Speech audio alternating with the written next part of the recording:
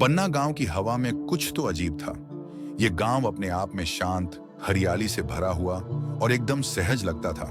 पर जैसे ही सूरज ढलता, हवा में एक अनकहा डर घुल जाता। लोग अपने घरों के दरवाजे बंद कर लेते, खिड़कियां जाम कर दी जाती और कोई भी इंसान सड़क पर दिखता नहीं था। रेखा, जो चंद्रकला की बेटी थी, अब 22 साल की हो चुकी थी। मां के मरने के बाद गांव वालों ने उससे दूरी बना ली थी। चंद्रकला पर डायन होने का आरोप लगा था और उसका अंत गांव वालों के हाथों हुआ था। रेखा को हमेशा ये यकीन रहा कि उसकी मां निर्दोष थी, पर जब जब वो रात में मां की खिड़की के बाहर मंडराती परछाइयों को याद करती, उसका यकीन डगमगा जाता।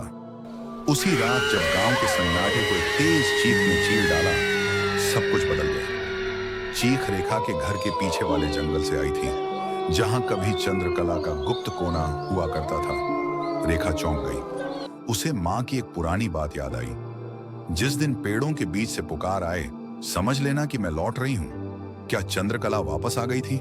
रेखा ने उस रात नींद नहीं ली।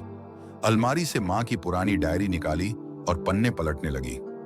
एक जगह लिखा था, मेरी शक्ति सोई नहीं है, बस बांधी गई है।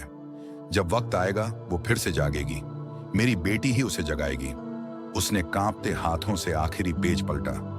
वहां खून से एक चिन्ह बना था, एक वृत्त जिसमें 4 बिंदु थे।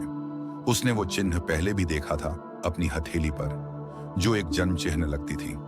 अगली सुबह गांव में कोहराम मचा हुआ था। भैरव काका, जो सबसे बुजुर्ग और डरावनी कहानियों का स्रोत थे, अपने घर में मृत मिले।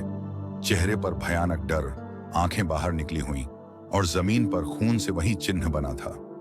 गांव में डर की लहर दौड़ गई। लोगों ने एक बार फिर चंद्रकला को याद किया।